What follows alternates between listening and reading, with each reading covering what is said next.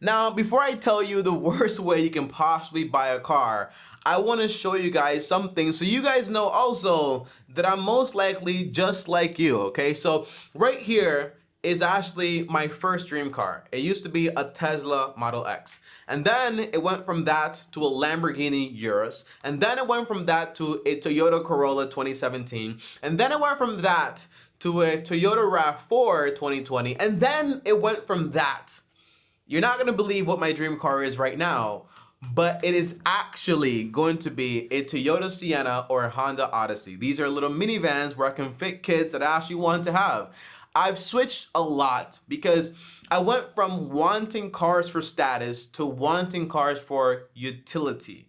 And I realized that that's the most important thing. Now, it all matters how you're actually going to approach this. Now, by the way, I was actually online, I was looking up information for this video, doing my research, my due diligence, and I actually found out that in the past 10 years, some car prices have literally gone up by like around 100% in the past 10 years. So if a car used to be 10,000, now it can be basically like 20,000. That's a lot. And when you compare that to like salaries, the highest increase I've seen was in Washington. That salaries went up in the past 10 years by around 60%. But guess what?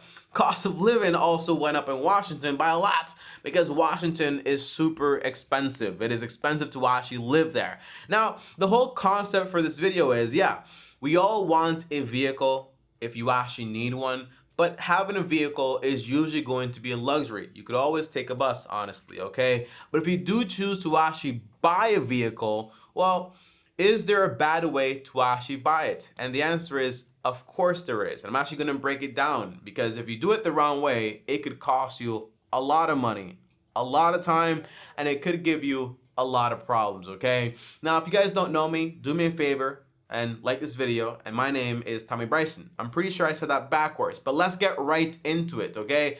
The worst way to actually go ahead and buy a car is going to be via financing it, okay? And right now we have something called the 84-month car loan. It's basically a 7-year car note. Now, does that surprise me? The answer is no. It honestly doesn't. I was one of the folks that was basically saying years ago, and I'm still gonna say today, I believe pretty soon we're going to have a 40-year mortgage. We're gonna go from 30 to 40 because the whole idea is it's common sense, okay? If you can't afford something, taking more time to pay it doesn't mean you can afford it. It just means the payments are going to be lower. Now, wherever you're buying something and borrowing money to buy it and you're actually paying somebody interest, guess what? If you take longer to pay it, it also means you're going to end up paying out more money. That's the idea. And guess what? A car is not something you buy and when you're done paying it off, it's actually worth more. It doesn't happen like that. Usually, you buy a car and when you're done paying it off, the car is worth a lot less. So now, here's an example, okay? Let's say you have a very, very nice neighbor. And this nice neighbor has a $10,000 vehicle. And he tells you, hey, I'll sell you this car.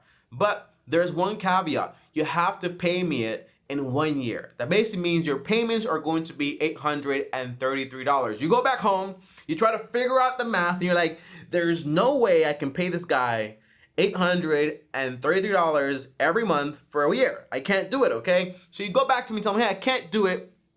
Can you actually give me 5 years to pay off this car, okay? And he's like, sure, I'll give you 5 years to pay off the car. But there's one caveat. I'm going to ask you to give me $1,000 at the end of the loan. Well, that basically means he wants to get paid interest. So what's the math here? Well, if it costs $10,000, you're going to be making 60 payments because 5 years equals 60 payments. You're going to be paying around $166 a month. Now, in addition, because you have to pay that $1,000, he wants you to also trickle that money in there. So that basically means in total, you're going to be paying $166 plus $83 for those 5 years. Now, guess what actually happens after those 5 years?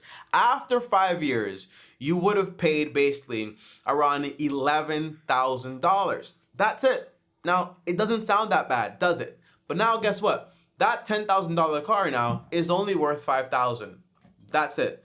And for those 5 years or 60 months, That's money you could have been investing into something else. Now, let's go a little faster here because I really want to drive this point home, okay? Usually, you're not going to find a nice neighbor like that. And usually, it's not going to be for a $10,000 car. It might be for a $25,000 car at a 10% interest rate for, let's say, about like 7 years. How much will it actually cost you if you actually got one of these 84 months loans, okay? The answer is, after 7 years, you would have paid basically a total of around $34,862.49. That includes the $25,000 in principal, what the car was actually worth at the time, and the interest you actually paid out. And guess what? You walk away with a car that's probably going to be worth about $12,500. How does that actually make sense? And your monthly payments would have been around $415 a month. Now, you have a very low payment, right? But it doesn't mean you can afford it, and it definitely does not mean you actually made a good deal. It's actually a terrible deal. You walk out with no money really, and you walk out with an asset that's actually worth a lot less. So tell me, what is the alternative here? And what do you recommend I actually do? The answer is very unpopular, and people don't like it anymore because everything has to be instant gratification. People assume that if I can get credit to buy this, I can afford it. The answer is no.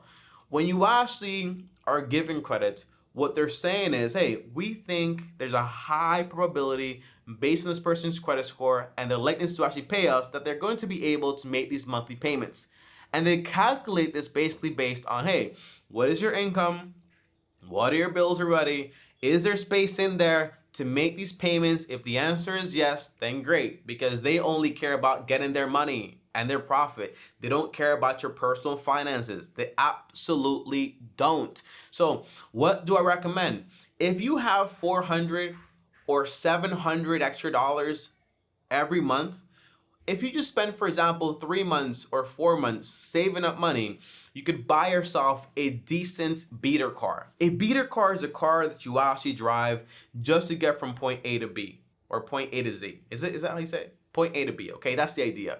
Now, here's an example here. My uncle, he bought a car for $1,000. It was a 2002 Toyota Camry. He drives the car, and he's doing just fine with it. And everything is great. Now, let's say you actually drive that car, right? And you drive it for the same, like, for example, like 84 months. Now, what would happen? Instead of making $500 a month in car payments, and the answer is in 84 months, you would have around like $42,000. Isn't that actually better? The answer is, of course it is. You have $42,000 in cash in your pocket. Now, you have two options here.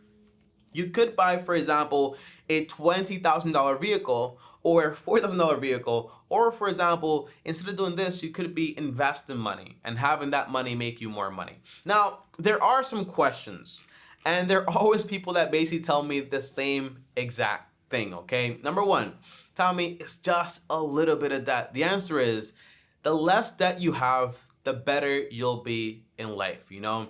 The debtor is slave to the lender, and that's very true. Whenever you want something and you usually buy it using debt, it kind of loses its sweetness, okay?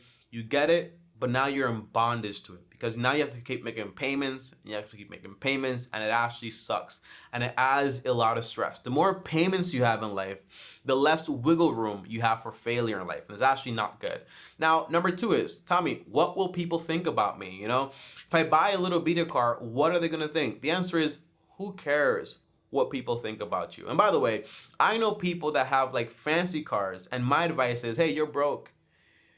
You should sell the car, sell it, and buy yourself a decent car, okay?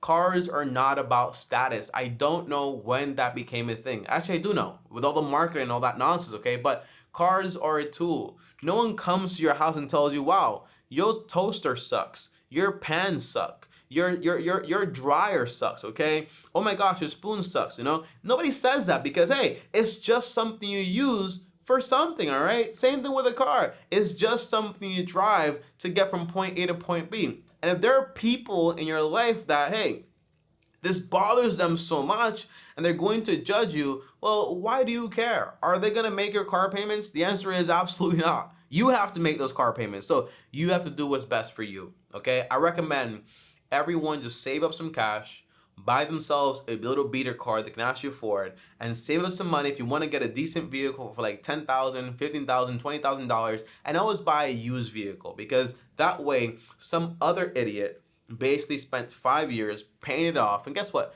Cars have a runtime. If you buy a good car, of about like 10 to 15 years, or about like 250,000 miles, or maybe even more, depending on how you actually maintain it. So you can still get a lot of miles out of a car. Just because a car is 5 years old, it doesn't mean the car is trash, or 10 years, or 15 years, or even 20 years. The answer is it can still be a pretty good car. And that's where the last objection actually comes in. Tommy, I'm going to spend more money repairing this car than I would on car payments. Absolutely not. If you buy yourself, for example, a good, reliable old car like a Toyota Camry or a Corolla or a Honda Civic or a Honda, what's the other Honda? It's like another car Honda. I forgot it, okay? Or a Mazda 3, Mazda 6. There are a lot of good cars out there, okay? If you buy one of these good, reliable cars that are known for their reliability, okay? There's no way that car that you got for less than $5,000 or less than $10,000 is going to cost you an extra $15,000 to $20,000 in repairs. It's just not going to happen. Now, if you do get, for example, a $1,000 repair bill or a $2,000 repair bill, you can expect that. But you can also know that, hey, I replaced the brakes, I replaced, for example, the tires, I replaced, for example, some I forgot, I know the names in Spanish, but not in English. But it's like the bands that actually make things spin. I replaced these things, and guess what? Now that they're replaced, they're brand new. So they're not gonna give you problems again. You can keep using them for longer and longer times, okay? So that's the idea. My advice is, whenever you walk somewhere, like a dealership, and they tell you, you can't afford this car, but we can make you afford it by extending the time to pay for it, it's a bad idea. It's you basically saying, I know I can't afford to pay for this in cash, I know I can't afford this item at all, but I'm just going to extend it. And because I have a lower payment, now I can afford it. The answer is, it's a fallacy. It's not true. You're fooling yourself, okay? And I don't recommend it, all right? That's the idea. You have to learn, and I have to learn this too, is basically, if you want something, be willing to wait and take your time. That is super important. Guys, thanks for watching this video. As always, I'll see you guys next time. Peace. By the way, if I do buy that Honda Odyssey or that Toyota Sienna, I'll tell you about it. But right now, the next car I'll probably get is a Toyota Corolla.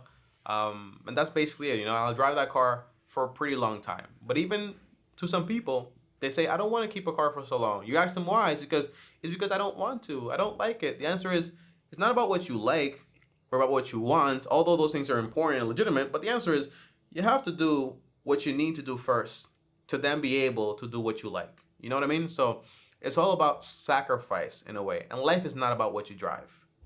It isn't, okay? At all. Thanks for watching, guys. Peace.